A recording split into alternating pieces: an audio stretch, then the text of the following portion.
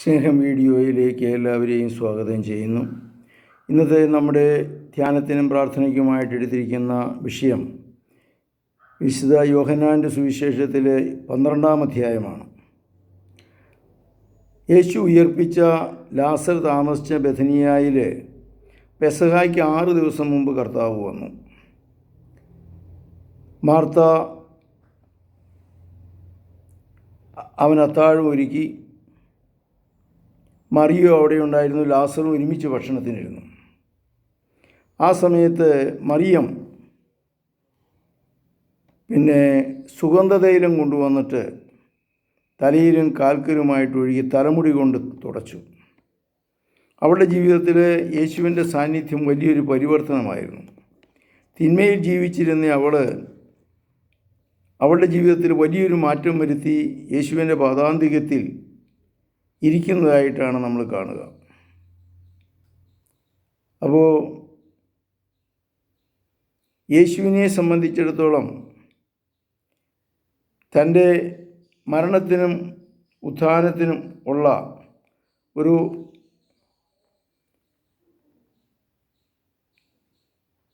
ഒരുക്കമായിട്ടാണ് ഈ സുഗന്ധതൈലത്തെ യേശു ഒരുക്കുന്നത്.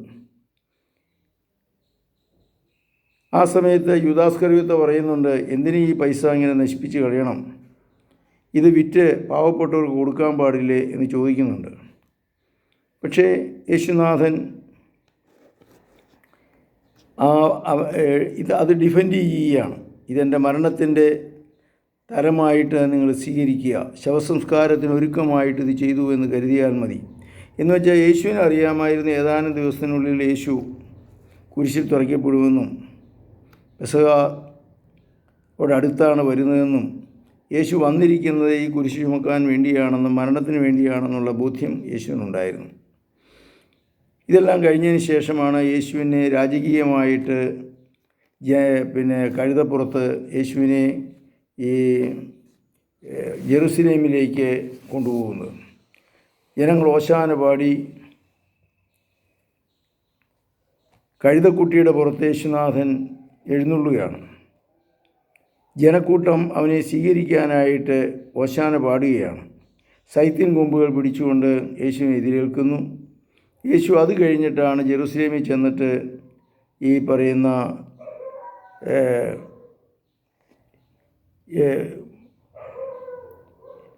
ദേവാലയത്തിൽ ശുദ്ധീകരണം നടത്തുന്നത്. ഇതിനോടനുബന്ധിച്ച് തന്നെ ഗ്രീക്കുകാർ യേശുവിനെ തേടി വരുന്നുണ്ട്. അപ്പോൾ യേശു തൻ്റെ മരണത്തെക്കുറിച്ച് വ്യക്തമായി പറയുകയാണ്, മനുഷ്യപുത്രൻ മഹത്വപ്പെടാനുള്ള സമയമായിരിക്കുന്നു. സത്യസത്യമായി ഞാൻ നിങ്ങളോട് പറയുന്നു, ഗോതമ്പ് മണി നിലത്ത് വീണ് അഴിയുന്നില്ലെങ്കിൽ അതേപടി ഇരിക്കും, അഴിയുന്നെങ്കിലോ അത് വളരെ ഫലം പുറപ്പെടുവിക്കും. അപ്പോൾ ശരിക്കും ഗോതമ്പ് മണി അഴുകുന്ന പോലെ യേശു തൻ്റെ ജീവിതത്തിലെ മരണത്തെ മുഖത്തോട് മുഖം കാണുകയാണ്. എൻ്റെ ആത്മാവ് അസ്വസ്ഥമായിരിക്കുന്നു, ഞാൻ എന്ത് ചെയ്യേണ്ടു? പിതാവേ, ഈ മണിക്കൂറിൽ നിന്ന് എന്നെ രക്ഷിക്കണമേ. അല്ല, ഇതിനു വേണ്ടിയാണല്ലോ ഞാൻ ഈ മണിക്കൂറിലേക്ക് വന്നിരിക്കുന്നത്. അപ്പോൾ യേശുവിൻ്റെ ജീവിതത്തിൽ തന്നെ വലിയൊരു കോൺഫ്ലിക്റ്റ് വരുന്നുണ്ട്. കഴിയുമെങ്കിൽ ഈ പാനപാത്രം എന്നിൽ നിന്ന് അകന്നു പോകട്ടെ എന്ന് പറയും, എന്നാൽ പിതാവിൻ്റെ ഹിതം ഞാനിതാ നിർവഹിക്കുന്നു എന്ന് പറയുകയും ഒക്കെ ചെയ്യുന്ന സ്വരമാണ്.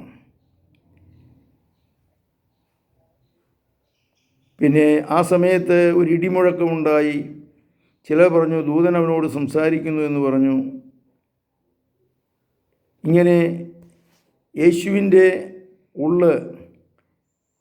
ഹൃദയാന്തരാളം അസ്വസ്ഥതകളും ദുഃഖങ്ങളും വേദനകളുമുള്ള പീഡാനുഭവ ചരിത്രം തന്നെ അവിടെ ആരംഭിക്കുകയാണെന്ന് നമുക്ക് മനസ്സിലാക്കേണ്ടിയിരിക്കുന്നു.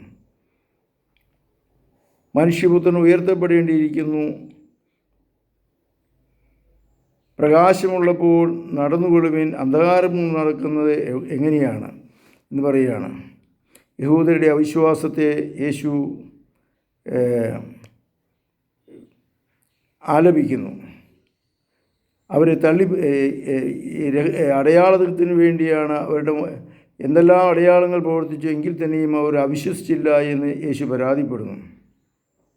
എന്നിൽ വിശ്വസിക്കുന്നവൻ എന്നിലല്ല, എന്നെ അയച്ചവനാണ് വിശ്വസിക്കുന്നത്. എന്നെ കാണുന്നവൻ എന്നെ അയച്ചവനെ കാണുന്നു എന്ന് യേശുനാഥൻ പറയുന്നു. അപ്പോൾ ഈ ചിന്ത മനസ്സിൽ കൊണ്ടുവന്നുകൊണ്ട് സമാധാനത്തിനും ശാന്തിയിനുമായിട്ട് മുന്നോട്ട് പോകുവാനുള്ള കൃപാവരം നമുക്ക് പ്രാർത്ഥിക്കാം. ഒരു നിമിഷം കണ്ണുകളടയ്ക്ക്. യേശുനാഥ, അങ്ങയുടെ പാദാന്തികത്തിൽ ഞങ്ങൾ അണയുന്നു. അങ്ങ് പാപിനിക്ക് മാനസാന്തരം കൊടുത്തതുപോലെ ഏറ്റവും വിനീതനായി ജെറുസലേമിലേക്ക് എഴുന്നള്ളിയതുപോലെ ഞങ്ങളുടെ ജീവിതത്തിൽ പാപത്തിൻ്റെ മാനസാന്തരവും അങ്ങയുടെ വിനീതമായ ഞങ്ങളുടെ ഹൃദയാന്തരാളത്തിലുള്ള തിന്മകൾ ഒരുപക്ഷെ ഞങ്ങളുടെ ദേവാലയമാകുന്ന ഹൃദയത്തെ അങ്ങ് ശുദ്ധീകരിക്കണമേ, സുഖപ്പെടുത്തണമേ, ധൈര്യപ്പെടുത്തണമേ. പിതാവിൻ്റെയും പുത്രൻ്റെയും പരിശുദ്ധാത്മാവിൻ്റെയും നാമത്തിൽ ആമേൻ. ഈ വീഡിയോ കാണുക, അതോടൊപ്പം തന്നെ ഇത് നിങ്ങൾ ഈ അധ്യായം വായിക്കുകയും ചെയ്യണമെന്ന് പ്രത്യേകമായിട്ട് ഓർപ്പിക്കുന്നു.